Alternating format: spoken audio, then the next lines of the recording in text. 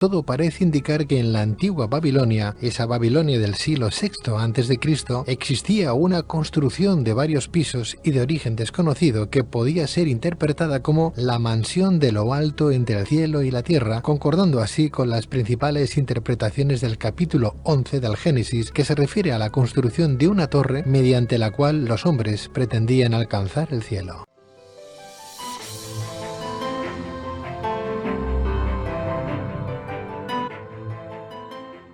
¿De dónde proviene el nombre de dicha torre? ¿Qué medidas tenía dicha torre y cuál era su importancia? ¿Cuáles son los puntos principales del mito de la Torre de Babel? ¿Cómo está descrita en el Génesis? ¿Cómo se destruyó la torre? ¿Es cierto que los sumerios fueron los auténticos creadores de este mito? ¿Cómo es posible que este mito esté representado en diferentes culturas del planeta? ¿Cuál es el papel de los traductores en la interpretación de mitos como el de esta legendaria torre bíblica? Para responder a estas y otras cuestiones tenemos con nosotros al doctor Manuel Forcano, doctor en Filología Semítica por la Universidad de Barcelona, hebraísta, poeta, traductor, escritor y director general de la Fundación Centro Internacional de Música Antigua Jordi Savall.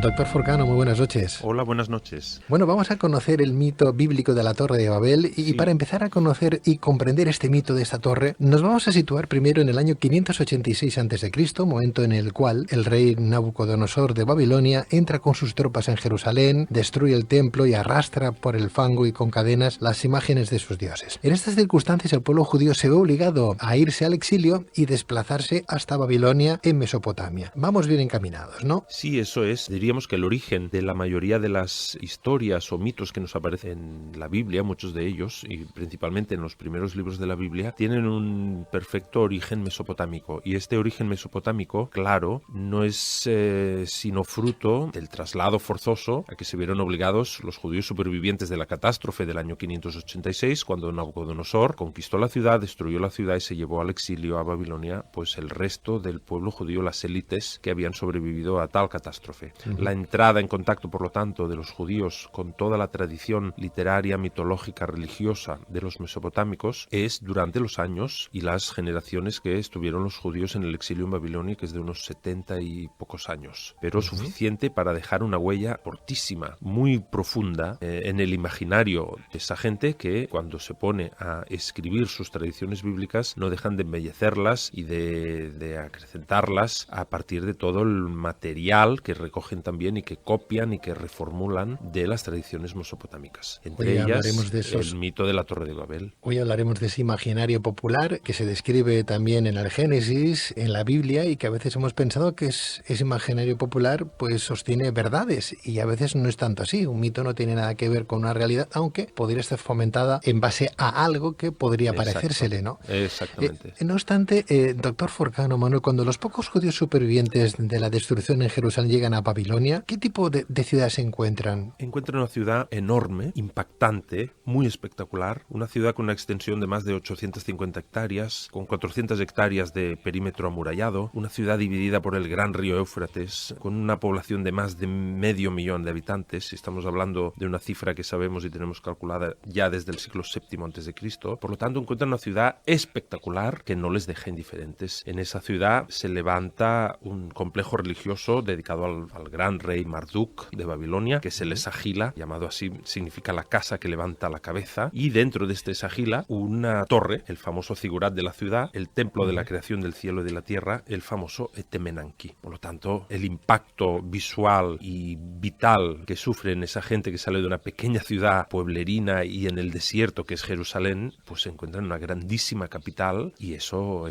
deja huella. ¿Qué significaba el nombre de Esagila y cuál era su sentido mitológico, doctor Forcano? Bueno, el Esagila, que es la casa que levanta la cabeza, según la tradición mesopotámica, estaba construido en el lugar justo donde se había creado la vida en el mundo. Y por lo tanto era un lugar muy especial, muy sagrado, conectado con el Apsu, que es lo que llamaban los antiguos mesopotámicos el mundo acuoso subterráneo. Por lo tanto, era un lugar especial, un lugar que conectaba lo profundo de la tierra con lo más alto, que era el cielo donde habitaban las divinidades. Por lo tanto, un lugar muy especial, muy sagrado, amurallado completamente, precisamente con esta estatua imponente del dios Marduk y con esa gran torre ahí, el Etemenanki, de más de 7 pisos de altura, cosa nunca vista por los judíos, por ejemplo, en Jerusalén, con 91 metros de altura, según los arqueólogos, con más de 92 metros de ancho y que ya estaba construida, dicen, en tiempo de Hammurabi en el siglo XVIII a.C., por lo tanto, de una antigüedad supina, cosa que en la antigüedad demostraba pues rotundez, seguridad y verdad.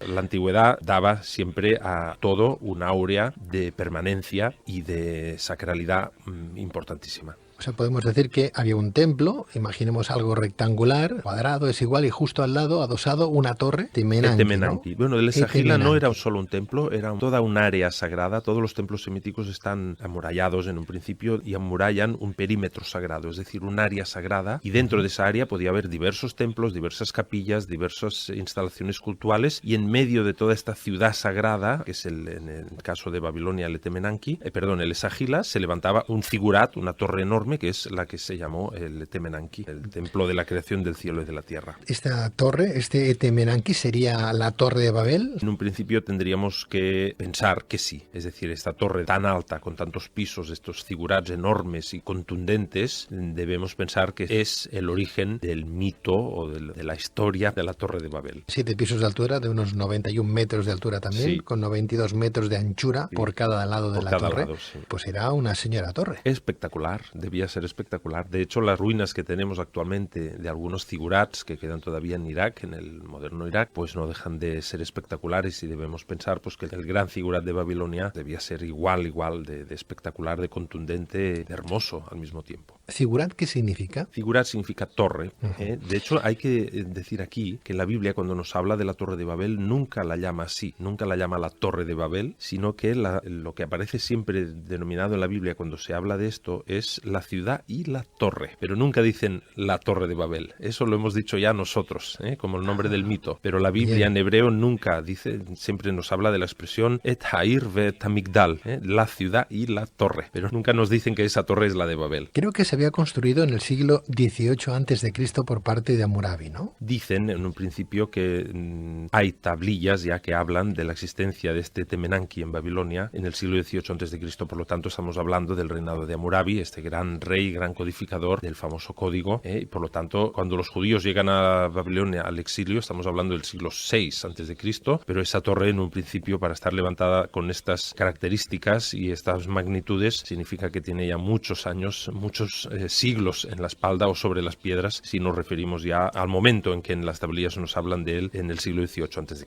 En el texto bíblico que narra el mito de la torre, es originario de la tradición javista, que es de las más antiguas que conforman los textos de la Biblia. Sin embargo, en dichos textos no se nombra nunca a dicha torre, como tú bien dices, como Torre de Babel. ¿De dónde surge entonces el nombre de este mito que ha llegado hasta nuestros días? ¿Quién es el precursor o en qué momento se la denomina Torre de Babel y por qué? El hecho que nosotros llamemos a esta historia la historia de la Torre de Babel es una simplificación, al fin y al cabo, de la historia que la Biblia nos cuenta en el capítulo 11. De hecho, se llama la Torre de Babel porque la Biblia en hebreo nos habla todo el rato de la ciudad y sabemos que esta ciudad es la capital, es Babilonia, el lugar donde los judíos están en el exilio, y que su torre es la grandísima Torre del Etemenanki. Por lo tanto, es muy fácil llegar a la conclusión de llamarle esto la Torre de Babel. La Biblia también juega con el nombre de Babilonia con la raíz hebrea balal, que es la raíz del verbo confundir, ya que el mito de la Torre de Babel, al fin y al cabo, de lo que nos habla es de este sentimiento de soberbia de la humanidad que pretende enfrentarse a Dios y derrocar a Dios para colocar ídolos en su lugar, levantar esta torre para llegar al cielo, y luego el mito nos cuenta de cómo Dios se venga de esta humanidad estúpida, soberbia, que la confunde pues con la multiplicación de las lenguas. Por lo tanto, el texto hebreo juega con el nombre de Babilonia, Babel, y la raíz del verbo hebreo balal, que es casi la misma raíz, es una reduplicación de la misma raíz y que significa confundir. Por lo tanto, las fuentes hebreas juegan con el hecho, con el significado que podría derivarse de una etimología popular propiamente, de derivar el nombre de la ciudad de Babilonia como el lugar de la ciudad de la confusión, haciendo referencia a la confusión de las lenguas que provocó la soberbia de la humanidad al levantar la Torre de Babel. Bueno, pues algún día tendremos que hablar también de todos los mitos que aparecen en las Sagradas Escrituras. Hay muchísimos y mayoritariamente vienen todos de Babilonia. Los hemos estudiado, los hemos leído y nos hemos quedado, muchas gentes han quedado con esa idea, con esa percepción, ¿no? Con esa alegoría muchas veces que las han hecho pura realidad, y entonces uno puede entrar en un discurso, en una conversación hablando de ciertos mitos porque hay gente que todavía se los cree como que fueron hechos reales, históricos, algo que sucedió de verdad, ¿no? Bueno, hay que ir con mucho cuidado con esto, porque la Biblia no es un libro que pretende hacer historia, sino pretende hacer catequesis, nos pretende hablar no del devenir histórico de los pueblos en la antigüedad, sino del protagonismo de Dios en la historia de uno de sus pueblos, que es el pueblo de Israel. Entonces es muy diferente, entonces nunca debemos considerar a priori nada de lo que nos dice la Biblia como un hecho histórico. A veces hay que considerar que hay quizás hechos históricos que están utilizados en la Biblia para responder a inquietudes religiosas o catequísticas que tuvieron los autores a la hora de ponerlos por escrito. La Biblia está llena de mitos que recogen antiguas tradiciones, que eran antiguas creencias que existían y que formaban parte de las antiguas tradiciones del antiguo pueblo de Israel o de los pueblos del Próximo Oriente Antiguo, y que se reformulan de alguna forma en los mitos que aparecen muchas veces por azar en textos que luego han sido considerados sagrados y cerrados dentro del canon bíblico, pero que formaban parte de un magma de mitos y de cuentos y de historias que corrían con diferentes nombres pero con las mismas historias por todo el Próximo Oriente. Debemos pensar también que la cultura judía es una cultura pequeña, marginal, que crece y se desarrolla en esa Judea y en esa Samaria, en Israel y en Judá, pues desde el primer milenio antes de Cristo, y que poco a poco se irá desarrollando, pero que vive a la sombra y de prestado de la gran cultura semita de la zona, que es la cultura mesopotámica. Es decir, la Biblia y todas las tradiciones judías se ven modeladas por la gran influencia que tuvo Babilonia y Mesopotamia en general sobre la cultura hebrea, como es natural, porque el gran foco irradiador de cultura, religión y potencia militar y por lo tanto política es Babilonia, es la antigua Mesopotamia. Todos los otros pueblos que desarrollan sus lenguas y sus propias culturas nacen un poco a remolque y se desarrollan siempre a la sombra de la gran cultura mesopotámica. Sus dioses aparecen con otros nombres, pero con mismas características en las diferentes pequeñas culturas, en los fenicios, en los arameos, en los judíos, etcétera, etcétera, pero todos a la sombra siempre de Babilonia. Cuando hablamos de Mesopotamia estamos hablando de sumerios. Estamos hablando de sumerios y de acadios, y de luego de asirios también. Claro, Mesopotamia es muy antigua. De hecho, el cuento de la Torre de Babel ya es una historia que ya tenían los sumerios. El cuento de Enmerkar y el señor de Arata es una historia sumeria que nos cuenta cómo este rey construía una torre, y este rey Enmerkar es el fundador de Uruk, una de las grandes y antiguas ciudades del sur de la Mesopotamia de cultura sumeria. Se nos dice de este rey que era un cazador, como igual fue cazador Nimrod, que es el protagonista en cierta manera de las tradiciones judías que nos explican quién construyó la Torre de Babel.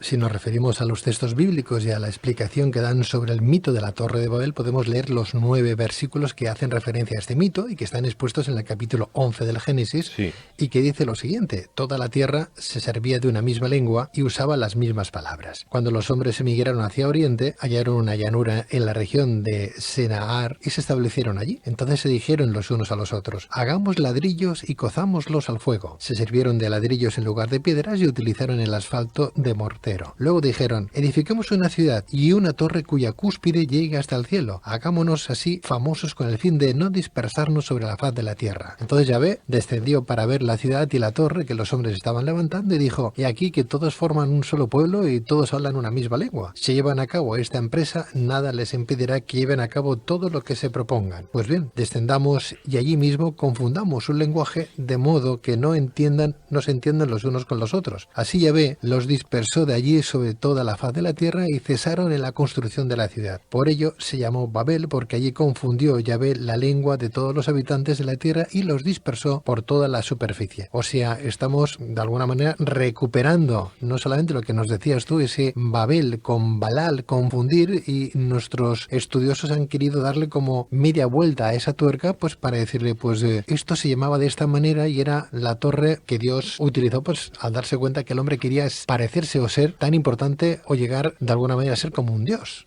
Sí, de hecho, el nombre de Babilonia propiamente en la tradición mesopotámica no significa más que Bab-Ilu, es decir, la puerta de Dios, es decir, la ciudad que era la puerta de la divinidad. De este nombre Bab-Ilu, los judíos lo transcriben como Babel y luego juegan con la etimología de la confusión para enmarcar justo en este lugar la historia alrededor de esta magnificente, maravillosa torre que estaba levantada en el centro de la ciudad. No obstante, Manuel, aquí hay algo que a mí se me escapa, que el mismo Dios dijera, voy a bajar porque, lo leo textualmente aquí, Sí. que todos forman un solo pueblo y todos hablan una misma lengua. Si llevan a cabo esta empresa, nada les impedirá que lleven a cabo todo lo que se propongan. O sea, es como si a este Dios le diera miedo que el ser humano fuera muy espabilado. Bueno, en un principio la humanidad está creada a imagen y semblanza de Dios. Por Sí. lo tanto, una chispa de divinidad hay en la humanidad y esta chispa de divinidad bien utilizada puede ser hasta peligrosa. Entonces, según el mito de la Torre de Babel, Dios se da cuenta que la potencialidad de la humanidad, si van toda junta, todos como un solo pueblo, pues puede hasta llegar a ser peligroso. De ahí que se pongan a construir esta torre y que Dios diga, esto no va, aquí hay mucha soberbia, aquí me van a desbancar, me van a destronar y yo no puedo permitirlo. Y entonces viene el castigo a esta soberbia y es la confusión de las lenguas. En cualquier caso, qué creatividad para el pueblo judío el pensar que Dios decía esas cosas y pensaba esas cosas y que bajó para decir esas cosas, ¿no? O sea que... Bueno, según las tradiciones judías que interpretan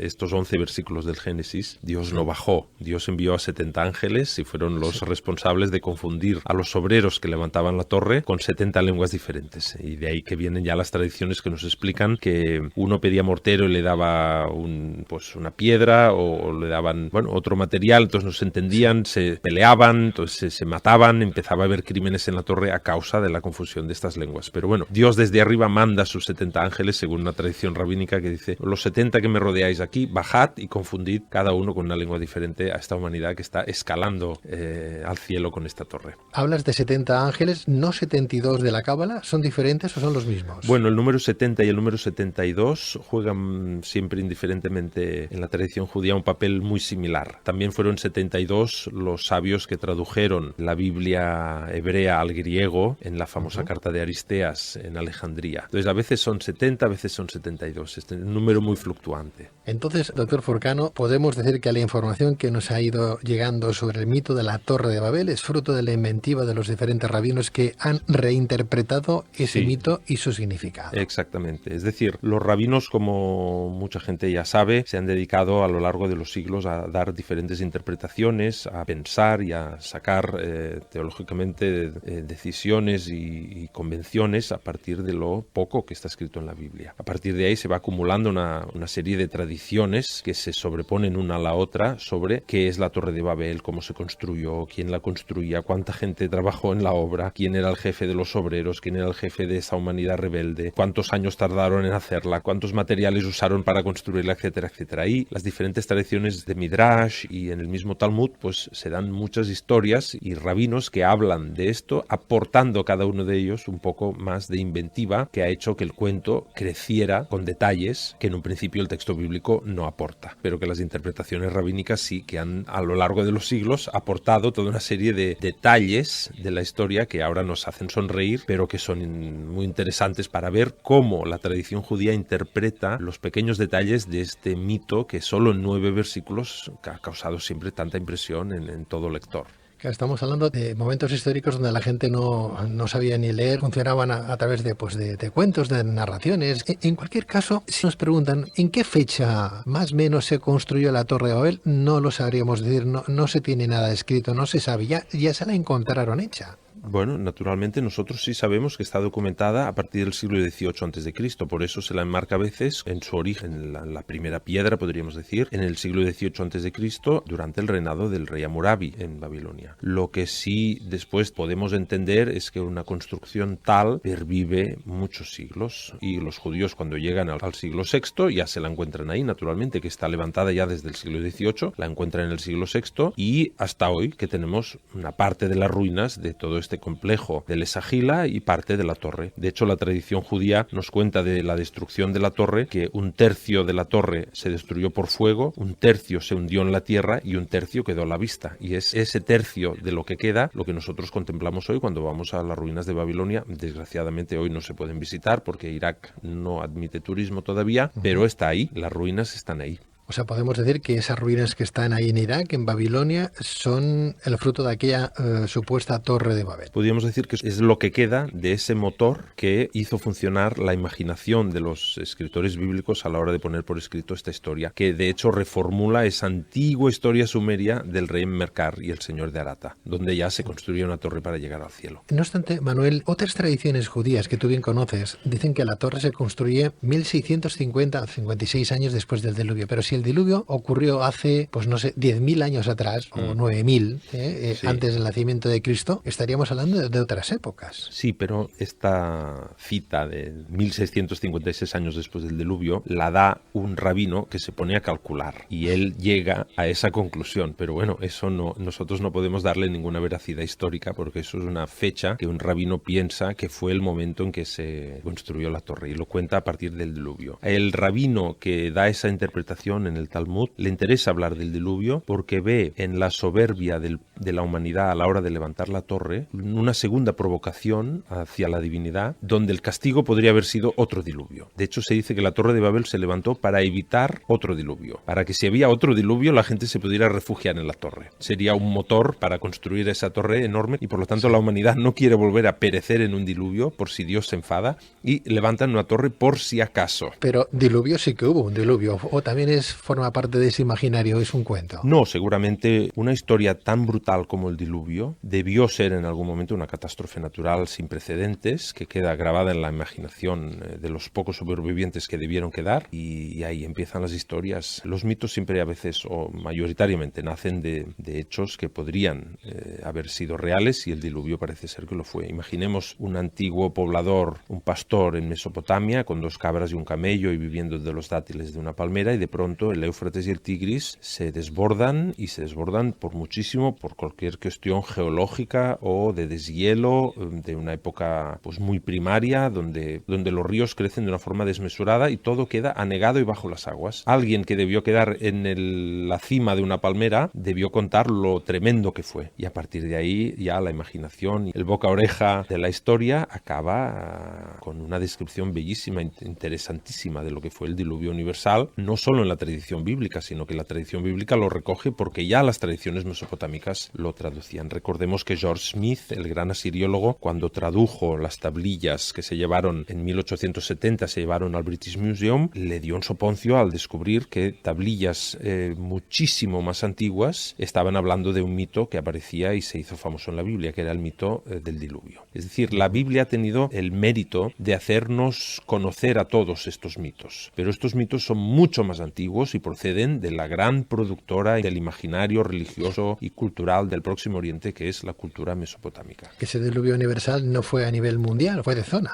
Bueno, es un mito el del diluvio que aparece también documentado en diversas culturas del planeta, no solo en el Próximo Oriente, pero en el Próximo Oriente se puso por escrito. Ahí está la diferencia. En el Próximo Oriente se escribió sobre el mito y se recreó literariamente. En otras culturas el mito del diluvio existe, pero existe solo de forma oral como un recuerdo de una catástrofe. Y podría ser que ese mito se hubiera vivido también en otras latitudes o que viajeros o que la historia viajara a esas otras latitudes y arraigara en otras tradiciones culturales. Esos viajeros que lo vivieron contaran en otras latitudes la misma historia, con el mismo asombro y con la misma espectacularidad, tanto así que dejaron en las otras culturas también la huella de esa historia. Si hablamos de la época del diluvio antes de Cristo, que estaríamos remontándonos 8.000 años antes de Cristo, 9.000, 10.000. Bueno, ahí hay muchas teorías, pero ya son teorías que son los geólogos y los historiadores de los movimientos de la Tierra y de las fases climáticas de la Tierra quien tienen que decirlo, porque eso no puede datarse propiamente a partir de lo que está escrito, porque todos son detalles que nos aparecen o nos llegan a través de la imaginación de sus escritores, sino que una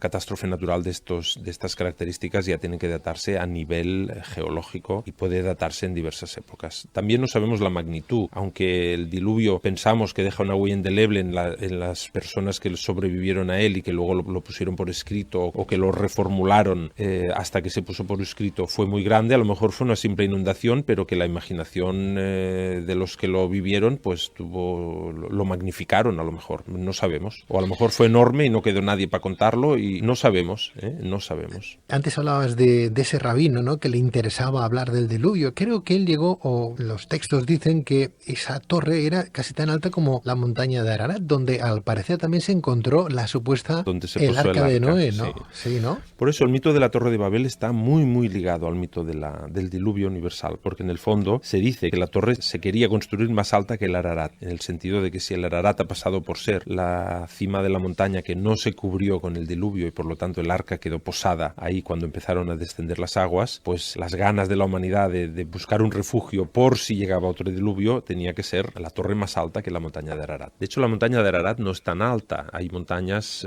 mucho más altas en el planeta, pero en el Próximo Oriente, Ararat es la montaña por excelencia, está en el norte, está a menudo cubierta de nieve, es una montaña muy montaña en el sentido de que no hay nada a su alrededor, está sola, tiene el Ararat pequeño al lado, pero es una montaña que se levanta ella desde el suelo hasta arriba, tiene al lado la pequeña Ararat, pero nada más, no está en medio de una cadena montañosa. Entonces es una montaña que sorprende por estar situada donde está, en un llano, y de pronto esa montaña grande, preciosa que se levanta ahí, que es la montaña sagrada de los armenios, y por lo tanto es un referente para los pueblos del Próximo Oriente que saben que está en el norte, que es esa montaña mágica, y se la toma como punto más alto en ese momento, en ese Próximo Oriente, donde se posa el arca de Noé, cuando bajan las aguas. Muy interesante el tema, la destrucción de la torre, el origen de un mito en Sumeria, el mito de la Torre de Babel en otras culturas, el papel de los traductores, que creo que es muy importante. ¿Qué papel juegan los traductores en todo este proceso? Bueno, si decimos y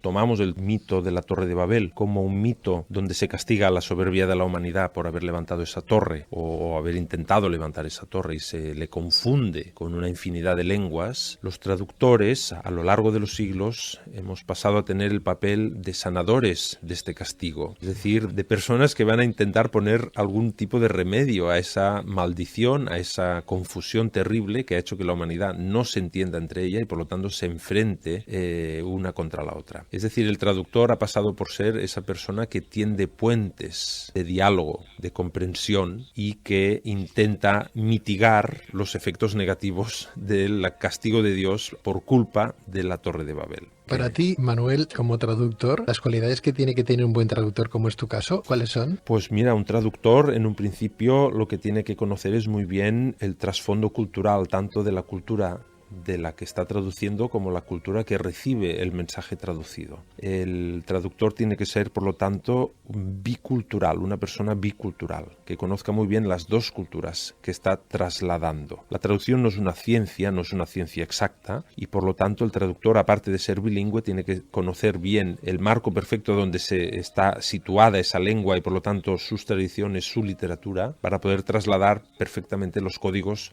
apropiados a la otra lengua, a la otra cultura. Por lo tanto, el traductor, sobre todo, lo que tiene que hacer muchas veces es sencillamente decidir. Traducir es decidir, porque hay muchas maneras de decir las cosas, pero hay que buscar la manera más apropiada y a veces para encontrar este camino apropiado hay que ser blasfemo y mentiroso, y ahora os explico por qué lo digo, porque hay una frase muy bonita del Talmud que dice: quien traduce literalmente es un mentiroso, pero quien añade algo es un blasfemo. Desgraciadamente, el traductor tiene que ser las dos cosas. A veces tiene que ser literal, porque puede serlo, y a veces tiene que mentir, porque no puede traducir literalmente. Traducir literalmente sería erróneo, por lo tanto tiene que añadir, tiene que cambiar. Por lo tanto, el traductor tiene que decidir siempre entre qué grado ser mentiroso y en qué grado ser blasfemo al mismo tiempo, para que los códigos de traductabilidad puedan ser comprendidos sin problemas. Entre esa blasfemia, entre esa mentira y entre que la historia la han escrito los vencedores, entonces, ¿qué me creo de la historia, no?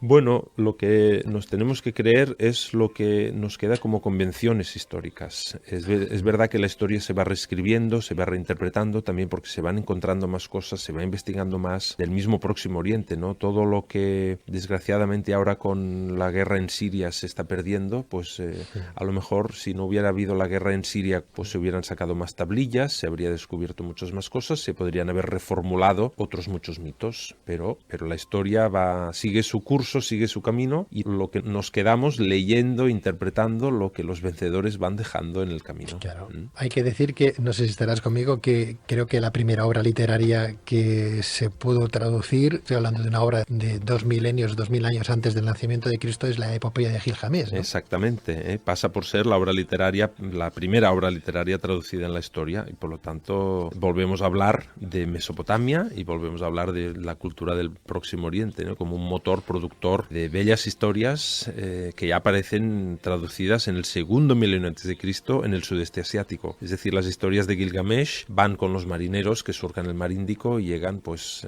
a las costas de Tailandia, de Vietnam, de Indonesia, y dejan ahí ya recuerdo de esa maravillosa historia de la epopeya de Gilgamesh. Por lo tanto, el Próximo Oriente verdaderamente chapó número uno en invención de historias y en imaginación al poder. Entiendo yo que a lo mejor también esa cultura vendría de los antiguos egipcios, que tendrían algo que ver como pueblo coetáneo a los sumerios, ¿o fue posterior? ¿Tú crees que los egipcios copiaron algo de los sumerios en sus textos?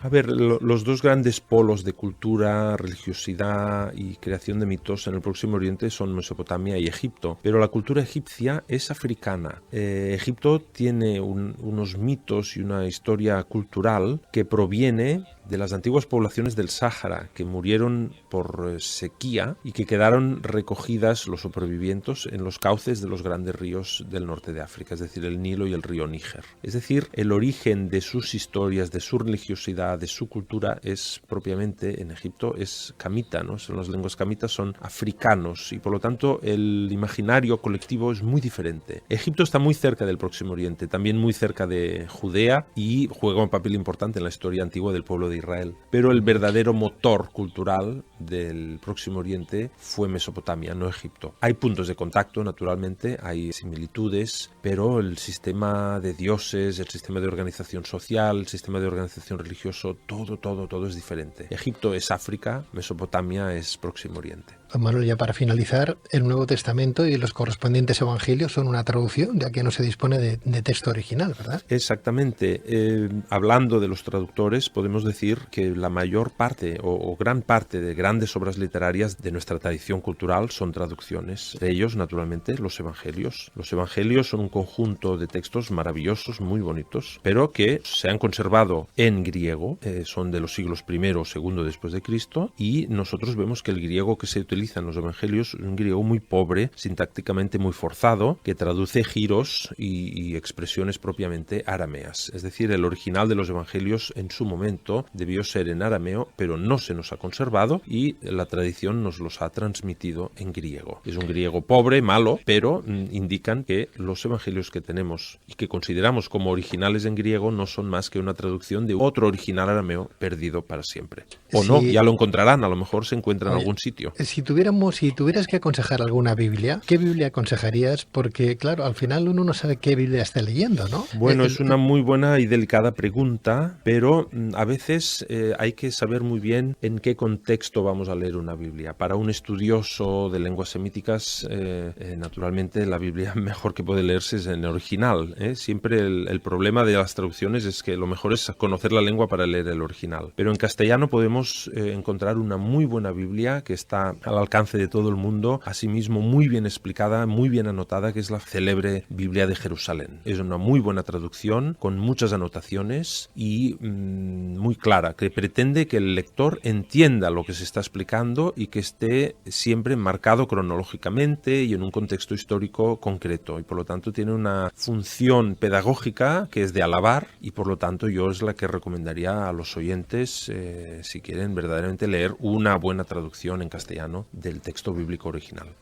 Lo digo porque, según entiendo yo que el traductor de su momento, en el Antiguo Testamento nos habla de un Dios castigador vengativo y en el Nuevo Testamento nos habla de otro Dios bondadoso y estamos hablando del mismo Dios. Entiendo yo que son cosas del traductor o de quién. Bueno, no es tanto del traductor, sino que los textos de la Biblia pertenecen a épocas muy distintas. Entonces, las concepciones y los atributos otorgados a la divinidad cambian con el paso de los siglos. El Dios descrito como un Dios vengador, un Dios guerrero, pues seguramente es de una tradición literaria mucho más antigua, en el que es necesario que la divinidad sea así porque el pueblo necesita ser guerrero y vengador para sobrevivir, y posteriormente, cuando las cosas cambian, pues a lo mejor ya el escritor, ya de una época más tardía, en época del Nuevo Testamento, pues se decide hablar o ponerle a Dios unos atributos más amorosos, más amables y más bondadosos, ¿eh? O sea que Pero estamos haciendo... aunque sea el mismo Dios, pues en una época se le dan unos atributos, unos adjetivos, y en otra época otros diferentes. Pues estamos creando un Dios a nuestro criterio y a nuestra forma de interpretar el mundo que vivimos. Sí, porque en el fondo la imagen que cada uno tiene de Dios la tiene a partir de unos textos, y estos textos los han escrito o los han traducido autores, y estos autores han puesto o sacado adjetivos como han querido o como han creído necesario en su momento. Bueno, pues agradecer al doctor Manuel Forcano. Gracias, doctor Manuel Forcano, gracias por estar en Luces en la Oscuridad, en esta tu casa. Gracias.